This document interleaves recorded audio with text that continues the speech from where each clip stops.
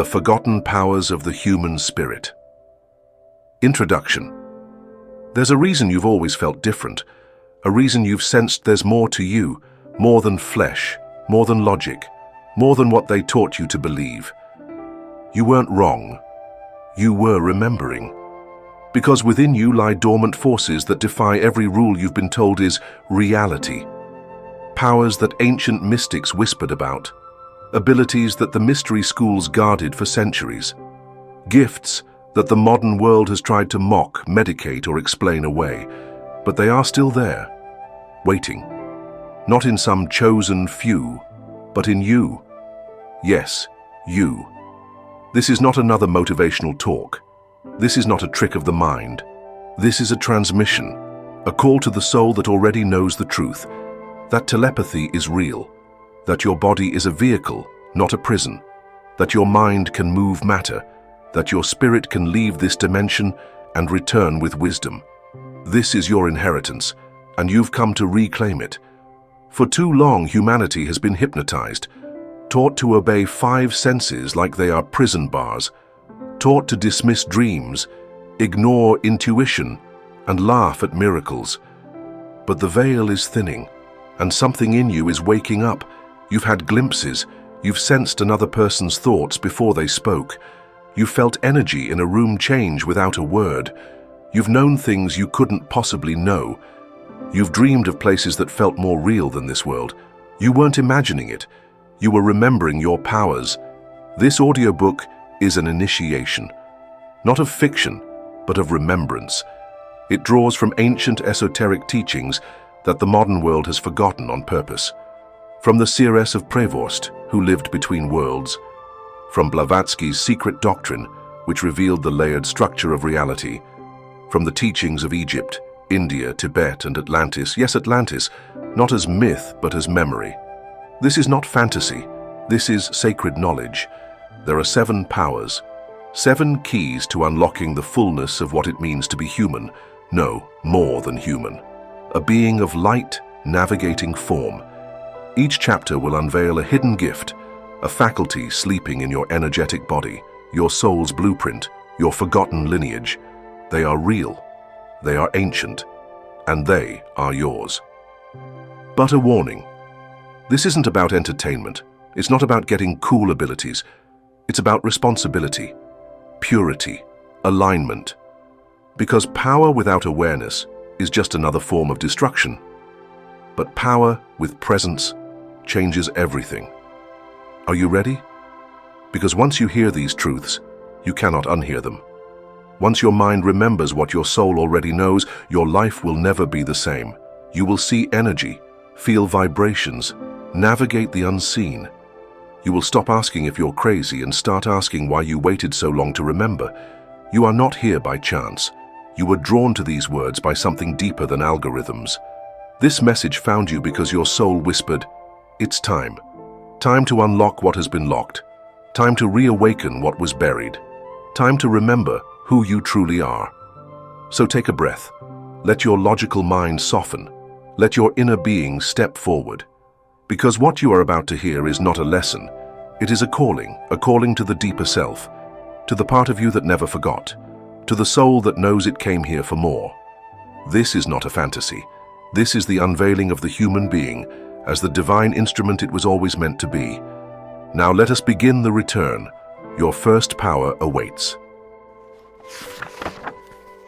Chapter 1. Telepathy, the silent language of the soul. What if I told you that words are the weakest form of communication? That before your mouth forms a sentence, your mind has already spoken volumes? You've felt it. The moment you thought of someone just before they called. The unshakable feeling that a person across the room was watching you. The chill that ran through your spine when someone near you carried heavy thoughts without saying a word. This isn't a coincidence. It isn't magic. It's telepathy. And it's one of your most ancient and natural abilities. Long before language, long before speech, humans communicated soul to soul, thought to thought. This is not theory, it's ancient memory. The Atlanteans, as Helena Blavatsky wrote in The Secret Doctrine, spoke not with tongues, but with minds. Their words were pure images, direct transmissions of meaning, untainted by deception or misinterpretation. And those who remembered this power, seers, mystics, yogis, prophets, could read the thoughts of others as easily as reading a book. You are no different. Telepathy is not reserved for the gifted or the chosen. It is a dormant sense, waiting to be reawakened. Why hasn't it awakened in you yet? Because modern life has trained you to ignore it, to distract the mind, to fear silence, to clutter thought, and most of all, to believe that you are separate from others. But thought is not private, it is vibrational, and the field around you, the ether, the subtle web, records everything. You are always transmitting and always receiving. Imagine the mind like a tuning fork. When attuned, it can pick up even the softest frequencies, the faintest thoughts. But when filled with static, fear, overthinking, noise, it hears nothing. Telepathy doesn't need effort, it needs clarity. Let me give you a truth that will follow us through this entire audiobook. Power flows where purity grows. The more clear your mind becomes, the more it returns to its natural state, receptive, intuitive, telepathic. In the theosophical system, the mental plane is the realm where thoughts are real objects. They float, connect, and influence. When you think of someone with intensity, you create a thought form that reaches them. If they are sensitive enough, or their heart is linked to yours, they'll feel it. This is not a metaphor, it's energy science. Now here's what most don't understand. Telepathy is not only about reading thoughts, it is also about understanding emotions, intentions, and even soul states without needing words.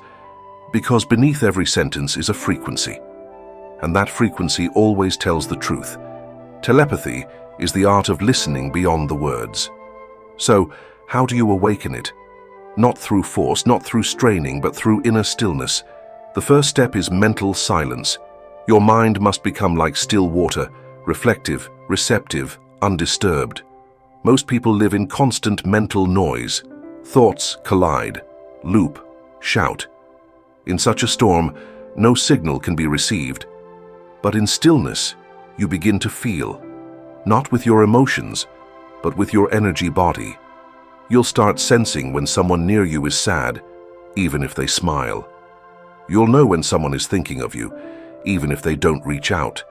You'll begin to receive impressions, images, symbols, flashes, before anyone speaks. Let me be clear. This is not imagination. This is resonance. Telepathy lives in the space between minds, the shared field where your thoughts meet the collective consciousness. And as you attune, you begin to hear more than language. You hear essence. In mystery schools, telepathy was trained through sacred exercises, eye-gazing, to link souls without speaking. Mental projection, where one would hold an image and the other would describe what they saw. Dream circles, where messages were sent between souls during sleep. We've lost these practices in the modern world, but you can reclaim them. Here's a simple activation to begin. Exercise, the inner mirror. Each morning, sit in silence. Close your eyes and breathe. As your mind settles, visualize someone you love. Hold their image in your heart, not your head. Now, without words, send them a feeling. Peace, love, strength. Not with thought, with being. Then let go. Notice what unfolds in the coming hours. Often they'll call you, text you, or feel a shift without knowing why. You are not sending anything. You are aligning with their soul on the subtle plane. And the soul always hears what the ears cannot. As your awareness grows, you'll also feel a new responsibility, because you'll realize that your thoughts affect others. You're not isolated. When you judge someone silently, they feel it. When you love someone silently, they feel that too. So train your mind to become a sanctuary. Let it be a temple of clear thought, noble intention, and pure frequency. This is not just the path of telepathy, it is the path of awakening. When we all remember this gift, the world will shift. Words will no longer divide, silence will become sacred, and the soul will speak without the need to speak at all. You are not learning something new. You are remembering something ancient. And now that you've remembered, the other powers will come faster. Your mind is no longer a cage, it is a bridge to every soul you've ever loved and every truth you've ever known. Now, take a breath, because your next power is about to awaken, and it will show you that seeing is no longer limited to the eyes. Chapter 2. Clairvoyance, Awakening the Eye of Vision. Close your eyes and see. Yes, see. Not with flesh, but with light. Not with form, but with essence. Because what the eyes show you is only the surface. But what the inner eye reveals is the soul of reality. You were born with 3 eyes, but only 2 have been allowed to see. The third, called the Ajna chakra in Eastern traditions, the Eye of Horus in Egypt, the lamp of the body in esoteric Christianity, has been sealed. Not by nature, but by culture, by forgetfulness. But now it begins to open, and what you are about to remember will forever change the way you see the world. Clairvoyance, clear seeing, not fortune-telling, not superstition, but a higher faculty of perception, hidden behind the noise of the physical senses. There was a time when this gift was revered, when prophets, seers, and sages walked among rulers and kings, not as entertainers, but as advisors, because they saw the truth, not just what is, but what was and what wants to become. You've had glimpses, a dream that later came true, a vision in meditation, a flash of an image before something happened. You dismissed it as a coincidence, you were trained to, but your soul knew better. Clairvoyance is not rare, it is repressed. It is the birthright of a being whose consciousness is no longer trapped in density. In The Seeress of Prevorst, Justinus Kerner chronicled the visions of a woman who, though barely literate, could see the soul wounds of others, speak with the departed, and read spiritual energies from across distances. She wasn't mad, she was open. Her inner eye had bloomed like a lotus, and the invisible became visible. So what is this third eye? Physically, it is associated with the pineal gland, a tiny organ deep in your brain, shaped like a pine cone filled with photoreceptors. Ancient civilizations knew it was sacred. In Egypt, the Eye of Ra and the Eye of Horus encoded their anatomy in stone. In Hinduism, it was marked on the forehead with sacred ash or vermilion. Even in Christianity, Jesus said, "If thine eye be single, thy whole body shall be full of light." This is no metaphor. This is spiritual biology. But here's the truth they never told you. Your third eye isn't blind. It's simply covered by fear, by distraction, by toxins in the body and in thought, by disbelief. But beneath the veil, it still pulses, like a cosmic receiver waiting for the signal to return. When it begins to activate, you'll notice subtle shifts. You'll start seeing energy flicker around people. You'll sense colors that don't belong to objects. You'll close your eyes and see shapes, symbols, even faces. You'll dream vividly, prophetically. You'll wake with visions that feel more real than waking life. And no, you're not going crazy. You're delayering the illusion. Clairvoyance is not about escaping reality. It's about seeing through it. You'll begin to notice the energetic truth behind smiles, the hidden currents beneath people's words, the light fields that surround plants, animals, and even thoughts. You'll begin to read reality like a living book. But beware, this power demands purity. Because your third eye is not just a lens, it is a mirror. What you see through it depends on what you carry inside. A fearful soul will see omens. A prideful mind will see fantasies. But a clear heart will see truth, whole, radiant, divine. This is why the mystery schools required initiates to purify their thoughts, emotions, and desires before teaching them the art of seeing. Because vision without wisdom is just another form of blindness. So, how do you awaken your clairvoyance? You begin by entering the still light, that space inside your forehead where thought quiets and light begins. Here is an ancient exercise, once practiced in temples of initiation. Exercise, the violet flame mirror. Find a quiet place, Sit or lie down comfortably. Close your eyes and breathe slowly, deeply. Visualize a small violet flame in the center of your forehead, where the third eye lives. With every breath, feel this flame growing brighter, not hot, but luminous. Now ask a question, not from the mind, but from the soul. Something real. Do not seek an answer. Wait. Images may come, feelings, symbols. Let them arise. Let them speak. When ready, open your eyes slowly. Write what you saw. Do this for 7 days. Watch the patterns. Watch the synchronicities. This is not fantasy. It is training. Each time you enter the violet flame, the veil thins, and the eye of vision opens a little more. And don't worry if you don't see anything at first. Clairvoyance speaks in many languages. Some feel it, some see symbols, some hear a whisper, some just know. The method doesn't matter, the clarity does. Over time, you will begin to see auras, those radiant fields of energy surrounding all living things. You will see the emotional signature of people before they speak. You may begin to see beings from higher planes, guides, ancestors, soul fragments, appearing not in hallucination, but in perception beyond the veil. And you'll realize, you were never blind. You were simply distracted. Now you are returning to your natural state, a being of clear light, anchored in the body but connected to the cosmos. Clairvoyance is not the goal. It is a tool, a sacred eye for a sacred mission, to see with love, to witness the truth, to recognize the divine behind all masks. So, as you go through your day, begin to practice sacred seeing. Look beyond people's words. Sense the colors behind emotions. Listen with your forehead, not just your ears. And slowly, a new world will begin to reveal itself. One of energy, of symbols, of synchronicities, of soul. You will no longer walk blind. You will walk illuminated. And with every step, you'll become the thing you used to seek, the seer.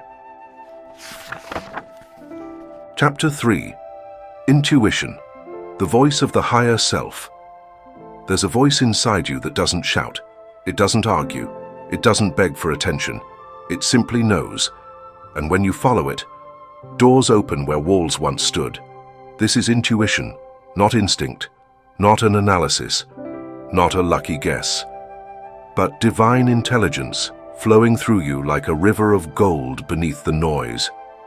You've felt it before, a strange certainty when making a decision, a nudge to leave just before something went wrong, a feeling about someone that later proved exactly right. You didn't know how you knew, you just did. That was not a chance. That was not luck. That was the higher self speaking through the silence. Intuition is your soul's native language. It does not speak in sentences or logic. It speaks in symbols, sensations, and sudden insight. It moves faster than thought, deeper than reason, and purer than emotion. It is the direct whisper of the infinite within you. In Elizabeth Heich's Initiation, she describes how in the Egyptian temples, initiates were taught to still their minds, not to empty them, but to hear what lies beyond them, to distinguish between the chatter of the ego and the whisper of the eternal self. And that's what you must learn now, because intuition is not something you develop, it's something you unblock. The modern world teaches you to distrust it, to favor logic, to calculate, to seek proof. But intuition does not beg for validation. It simply speaks and waits for you to listen. And when you do, your life begins to move in rhythm with something far more intelligent than your mind. Here's what you need to understand. Your intuition is not random, it is precise. It is connected to a field that sees beyond time, beyond space. It already knows what's around the corner. It already senses the energetic consequences of every path. When your intuition speaks, it is guiding you from the level of soul contracts, karmic alignments, and unseen truths. To ignore it is to walk blindfolded. To follow it is to walk in alignment with the intelligence that dreamed you into being. But there's a catch. Your ego is loud, your fear is sneaky, and your desires are deceptive. They'll dress themselves as intuition if you're not careful. So, How do you know the difference? Here's the key. Intuition feels like peace, even when it warns you. Fear feels like panic, even when it flatters you. True intuition never pressures. It arrives gently, calmly, a knowing in your body, a resonance in your chest, a pull in your solar plexus. No drama, just the truth. You don't argue with it. You either follow it or you feel its absence later when things fall apart. But the more you listen, the stronger it becomes. It's like a muscle. Use it and it sharpens. Ignore it and it quiets. And when it sharpens, miracles begin. You begin to move before the wave. You say yes before the opportunity arrives. You say no before the danger takes form. You align automatically with paths that seem lucky to others, but you know better. This is not luck. This is living by inner guidance. Let's go deeper. In esoteric philosophy, the soul has layers, the physical, emotional, mental, and Buddhic levels. Intuition flows from the Buddhic plane, a realm of divine truth where separation disappears and all knowledge is interconnected. When you access this plane, you are no longer thinking, you are knowing, and you are no longer choosing, you are recognizing. Intuition doesn't guess the future, it remembers it, because on the higher planes all potential futures already exist. The more you trust this power, the more you become a vessel for divine movement. You'll begin to notice synchronicities that stack up like breadcrumbs from the invisible realm. You'll begin to walk as if guided, because you are. So how do you strengthen this power? Through practice, through stillness, through surrender. Let's begin with a sacred training. Exercise, the inner compass. Find a quiet moment. Sit with eyes closed. Take a deep breath. Let your body soften. Think of a small decision, something real, but not overwhelming. Example: should I take this path today? Without analyzing, speak the question internally. Now focus on your solar plexus, your gut. Feel. Don't think. Does your body open or close? Do you feel expansion or contraction? Note the first sensation that arises. Trust it. Act on it. Observe the outcome. Repeat this daily with bigger and bigger decisions. You're not just guessing, you're attuning. And the more you trust, the louder it gets. You will begin to feel when something is right, even before it makes sense. You will begin to walk away from paths that your ego loved but your soul outgrew. You will no longer beg for signs. You will become one. Let this truth anchor deep. The higher self is never far. It is you, beyond fear, beyond doubt, beyond confusion. And when you learn to listen to it, you no longer live life. You co-create it in sacred partnership with the infinite. So walk with stillness, decide with peace, and remember, the mind analyzes, but the soul knows. And now, with your inner compass awakened, you are ready to remember the next power.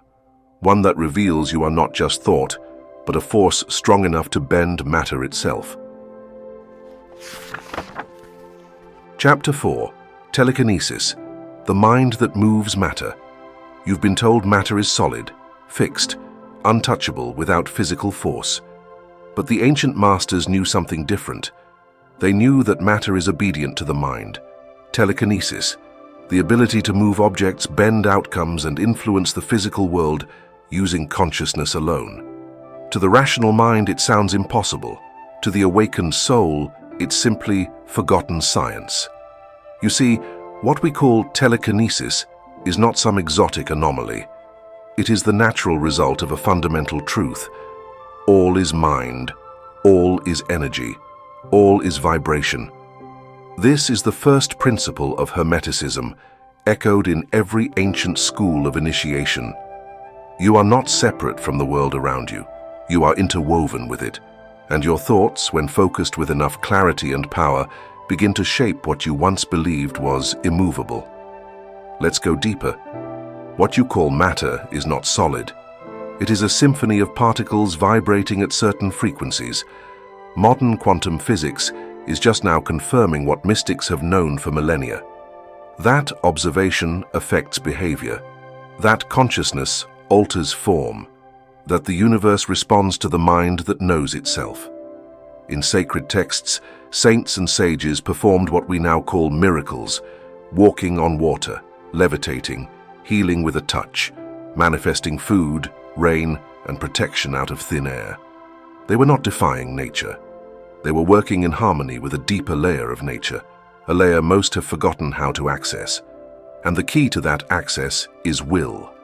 Focused will, purified intention, unshakable belief. Telekinesis is not about bending spoons to impress your friends. It is the art of influencing the quantum field through coherent vibrational command. And it begins with understanding this. The mind is a projector. The body is the antenna. The heart is the amplifier. When all three are aligned, a thought becomes a force. Have you ever walked into a room and felt the tension so thick it was as if you could cut it? Have you ever felt someone's anger before they said a word and even felt your body respond? That's telekinetic influence in action. Subtle, untrained, unconscious, but still real. Now imagine what happens when that influence becomes intentional. When you direct your energy not in chaos but with precision, when you speak not just with words but with vibration, that's when the doors open. That's when objects move. That's when reality itself begins to bend around your frequency. In the yogic sciences, this power is called siddhi, and it is said to arise not from desire but from stillness. The more silent the mind becomes, the more powerful its command. Because in stillness, thought becomes pure, undistorted, laser-like. Here's a truth most overlook. Your mind is always affecting matter, but most of the time, it's doing so accidentally. Worry creates tension. Anger fuels chaos. Fear attracts the very outcomes you're trying to avoid. But when you become conscious of this flow, you step into mastery. Let's begin with an exercise used by initiates in ancient mystery schools. Exercise, the flame of will. Sit in a quiet space. Light a small candle. Gaze at the flame, not to analyze, but to merge. As you breathe, begin to imagine the flame responding to your will, not by force, not by strain, but by communion. See it flicker gently as you exhale. Imagine your energy field expanding, surrounding the flame. Begin to feel the flame as an extension of you, not separate but part of your field. When ready, give the flame a subtle command. Move right. Grow taller. Do not expect, do not analyze, simply observe. Repeat this daily, not to control but to connect. Over time, you may begin to see real movement, especially when your energy is calm, focused, and emotionally neutral. Why does this matter? Because telekinesis is not about dominating objects. It's about aligning your vibration with the structure of reality, so your intention becomes part of nature's flow, not separate from it. The greatest adepts never forced reality. They became so internally ordered that the external world naturally followed their energetic blueprint. That is the essence of this power. Let's take it deeper. You may not be ready to levitate a stone or float a feather, but you are ready to influence your environment. Begin to experiment. Walk into a room and shift the energy with your presence alone. Place your hand over a glass of water and charge it with calm or gratitude. Then drink and observe your body. Focus your intent on calming a storm within yourself and watch how the outer world often mirrors that inner change. Telekinesis begins in subtle ways. A flicker, a chill, a vibration, a feeling that the air itself has changed because of your inner state. And as you trust these micro-movements, they grow, because reality listens to those who believe in its responsiveness. But here's the most important part. You must purify your will. The ego wants power for control. The soul wants power for harmony. When your will is aligned with love, balance, and divine intelligence, your influence becomes healing, not invasive. The saints moved mountains not because they craved power, but because their vibration merged with source. The mountain obeyed. So do not chase spectacle, chase inner coherence. Because the mind that moves matter is not the loudest, it is the most still. Let your thoughts become prayers. Let your will become aligned with the greater good. Let your body become the silent conductor of forces unseen, and you will realize you were never stuck in this world. You were always shaping it with every thought, every breath, every frequency you emit. Now that you remember this, let's move to a deeper power, one that transcends space and time, one that allows you to see beyond the present moment and touch the probabilities of the future. Chapter 5. Precognition, the soul that sees across time. Have you ever felt something before it happened? A dream, a flash, a whisper in the body, a sudden certainty that someone was about to call or that something was going to unfold before it did. That wasn't a chance, that wasn't imagination, that was precognition, the soul remembering what the mind hasn't yet reached. You see, time is not what you were told. It's not a straight line. It's not past behind you, present beneath you, and future up ahead. Time is a field, a living ocean of probabilities, flowing all around you, and your soul knows how to swim in it. In the mystery traditions, the soul was never thought of as bound to the clock. It exists in dimensions above time, where every moment, past, present, and possible future, coexist in one unified presence. Precognition is not seeing the future. It's tuning into a vibrational thread that already exists. You don't predict. It's more like you remember something that hasn't happened yet, and the more attuned you become, the more these glimpses increase. You begin to live in what mystics called the eternal now, a moment so still, so vast. It contains all moments at once. But here's the secret most ignore. Precognition doesn't come through force. It comes through receptivity. It arises in the quiet, when the soul has space to whisper.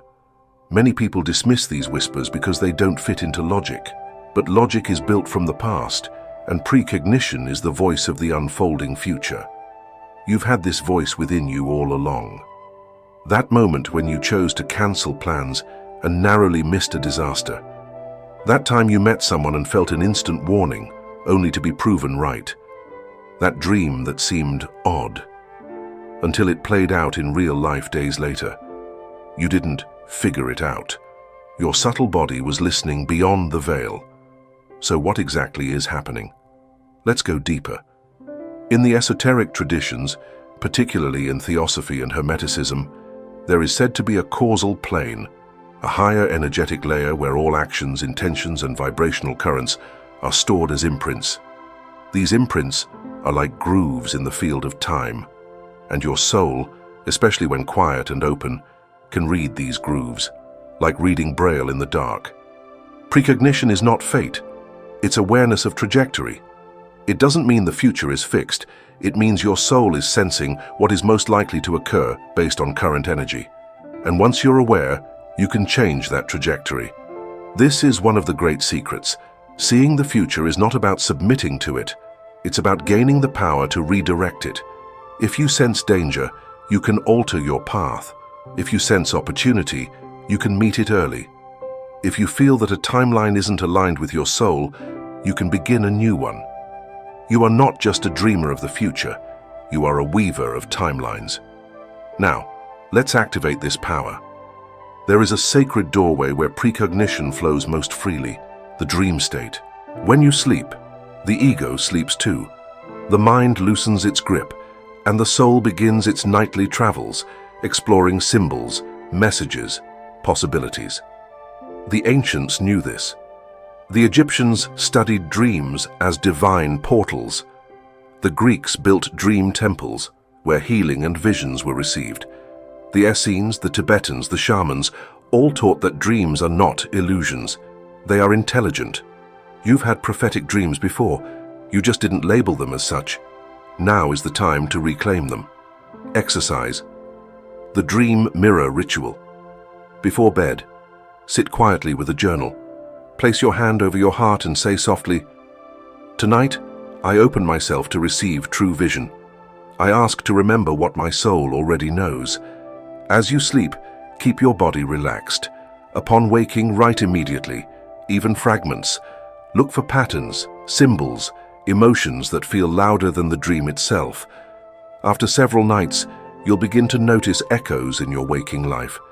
You are not waiting for the future. You are remembering the frequencies you already walked through in another layer of time. And precognition can also happen while awake, if you are present enough. Moments of stillness, meditation, deep emotion.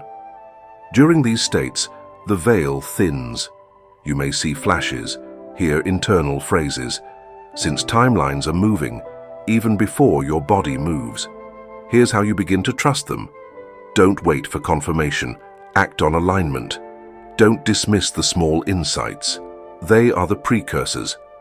When something feels real beyond reason, it often is. But with this gift comes responsibility. Because if you can see into the currents of time, you must learn to walk with humility, not to manipulate, but to serve, not to fear, but to harmonize. The greatest prophets were not trying to be special. They were trying to stay aligned. Let that be your path. Don't seek power for the sake of control. Let your vision become a bridge between the present and what is possible. And remember, what you see is always changing. You are not fixed. Your future is not fixed. But if you listen closely, the soul will show you the way to your highest unfolding. You are not just a body walking forward in time. You are a consciousness reaching through time, sculpting destiny with presence. And now that you see this, you're ready to activate another power. One that reveals just how much your hands, your breath, and your intention can heal the world around you. Chapter 6. Energy Healing. Channeling the Vital Force.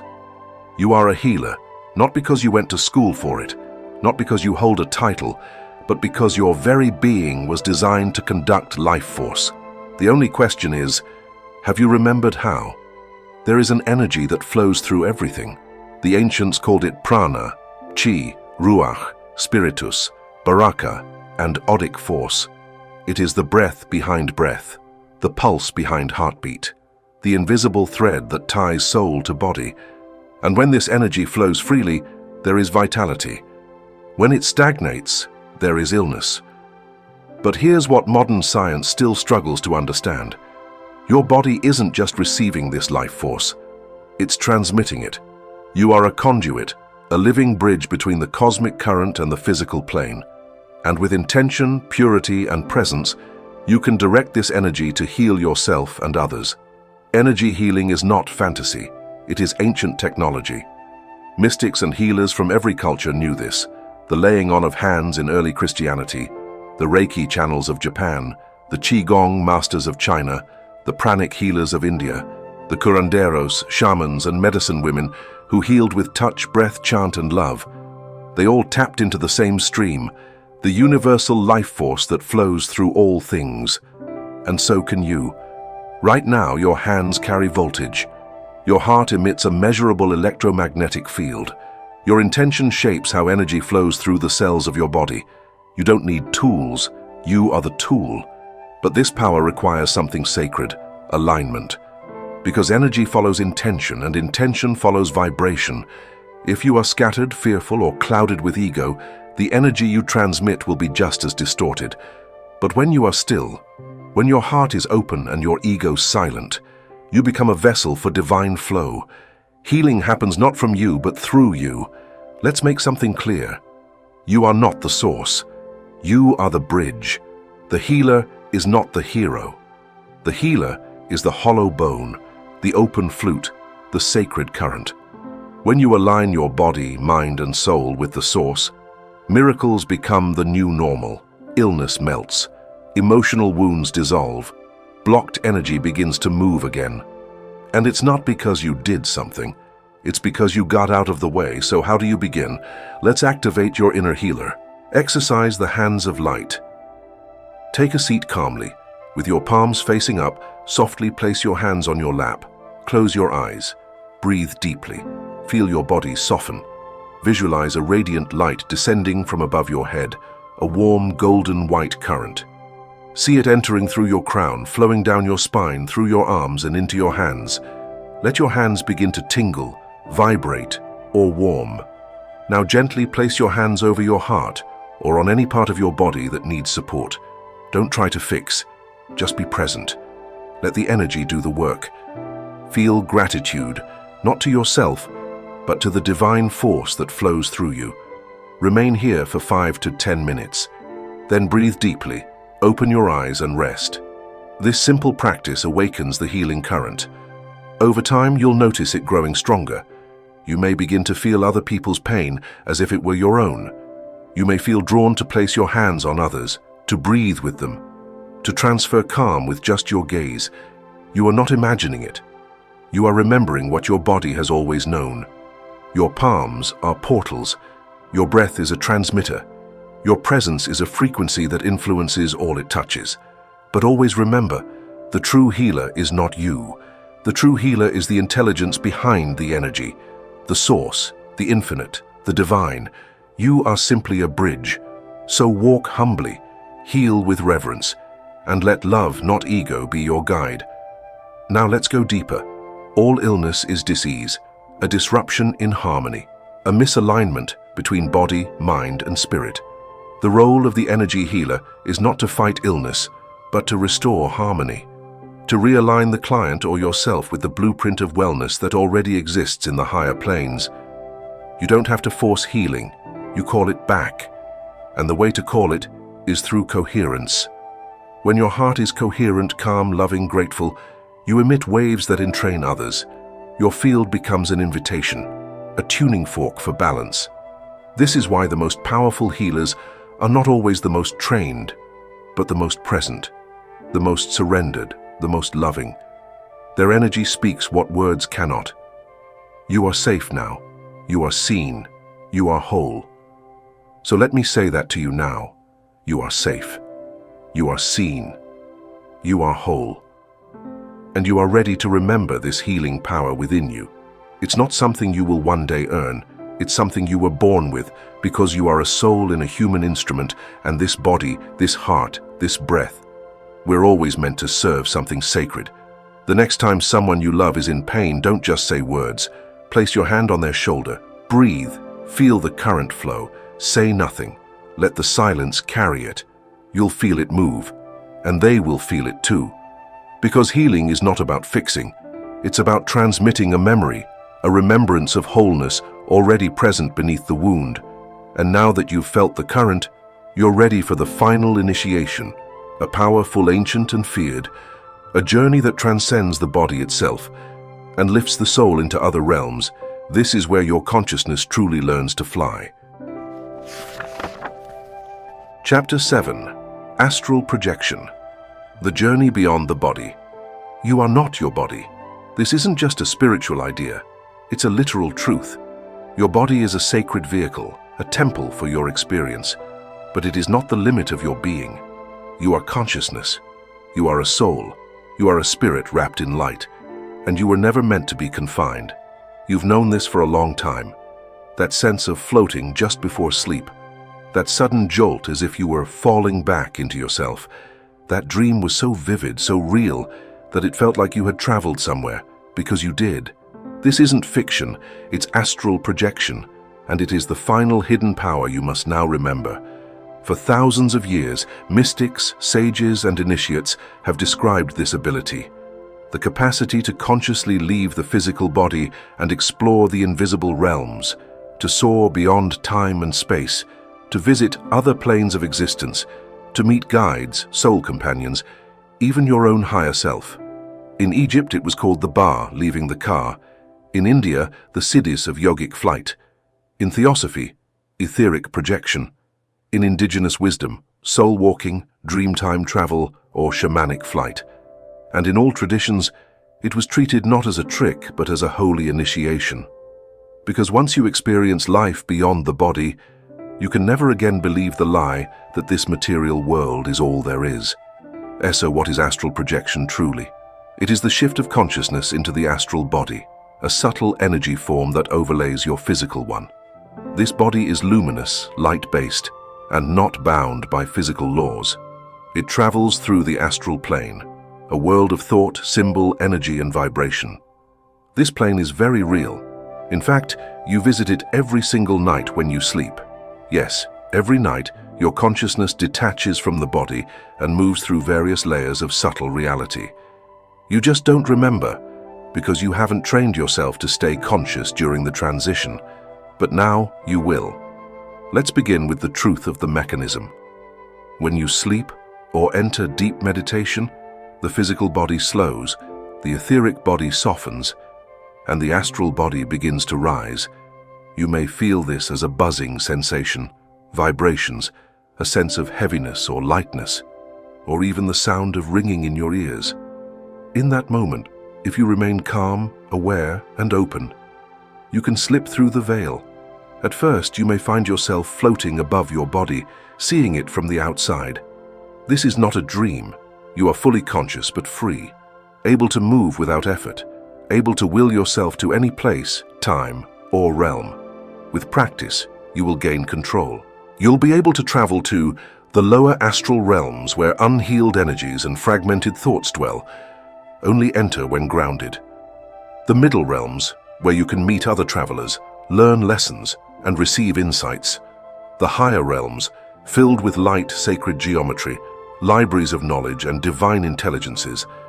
This is not fantasy. This is spiritual science, and with it comes great power and great responsibility. Because when you travel beyond the body, you are accessing dimensions that respond instantly to thought and vibration. Whatever you carry within you, fear, love, curiosity, ego, becomes amplified. So, preparation is everything. Astral projection is not about escape. It's about exploration with sacred intent. Now let me guide you through the foundational process. Exercise, the gateway of flight. Before sleep, dim the lights and lie flat on your back. Breathe deeply. Release all tension in the body. Begin to visualize your body filling with light, especially at the crown of your head and heart center. Repeat silently. I remain conscious as I move between realms. Allow your body to enter sleep, but keep your mind gently awake. You may feel vibrations, floating, or heaviness. Stay calm. This is the separation phase. When the sensation deepens, imagine rolling out of your body like a second layer peeling off. Do not force. Gently will yourself to float. If successful, look at your hands. They may appear fluid, translucent, and glowing. Set an intention. Take me where I need to go. Then trust the pull. You may awaken moments later or return with powerful memories. Either way, you are activating the doorway. With time, this process becomes easier. The more you trust, the more vivid your journeys become. You may meet guides, enter halls of learning, revisit past lives, or even assist others on subtle levels. But always protect yourself energetically. Call in light. Surround yourself with sacred symbols. Keep your heart aligned. You are not just playing with visions. You are crossing thresholds of consciousness. And now that you know how to leave the body, you must ask why. Why do you want to travel beyond? Not for entertainment, not to prove anything, but to remember the truth of your infinite self. Astral projection is a tool, a gift, a mirror. It reveals what you are beyond the illusion. It teaches you that death is not the end, that form is fluid, that you are far more than flesh and name. And when you return, you walk through this world lighter, calmer, wiser, with less fear, less attachment, and more compassion. Because once you've touched the stars with your soul, the noise of the world begins to fade. So now, dear traveler, you've awakened all 7 powers. You've remembered what your mind can do, what your heart can sense, what your spirit can become. And this is only the beginning. Closing.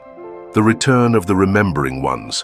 So here you are, no longer just listening but remembering. You've crossed the threshold. You've traveled through 7 ancient gates, and with each one, you've unlocked a piece of yourself you once believed lost. But the truth is, it was never gone, only buried, waiting beneath layers of distraction, fear, conditioning, and amnesia. Now, the veil is thinner. Now, the current flows stronger. Now, you know that you are more than what the world told you. That behind your eyes lives a force that can communicate without words, perceive what others cannot see, know what logic cannot explain, move energy with will, remember the future, heal with presence and soar beyond the body. You are not a seeker anymore. You are a carrier of knowledge, of light, of a lineage older than time. And yet this is not the end. It is the return. You have not been given power to rise above others. You have remembered these gifts to help others rise. These powers were never about escape. They are about embodiment, becoming fully human, fully divine, fully awake in every breath. The world does not need more noise. It needs more vibrational presence. Souls who remember, souls who radiate, souls who walk in silence but speak with frequency. So here is your task, not from me but from your own soul. Use these powers to heal, to uplift, to liberate. When someone speaks in pain, hear the thought beneath their words. When you walk into a room, let your presence shift the vibration. When you dream, listen for messages from your own higher being. When you sit in stillness, allow your intuition to chart your course. When you hold a loved one, let your hands transmit peace. And when the world tries to convince you that you are small, smile. Because now you know. You are infinite in disguise. You came here at this time in history for a reason. To awaken when others forget. To embody what others doubt. To become the bridge between the visible and the invisible. Between heaven and earth. Between what is and what can be. Let this final truth ring in your being. You are the ritual. You are the healing. You are the prophecy. You are the revelation. The hidden powers of the human being were never meant to stay hidden. They were waiting for someone like you to remember them and walk among the sleeping world as one who is awake. You are not alone. Others are waking up too. And when enough of us rise, the very structure of reality will change. We are the rememberers, the ones who feel energy in a handshake, who hears the silence between words, who dreams wide awake, who carries ancient keys in modern hearts. You have remembered now.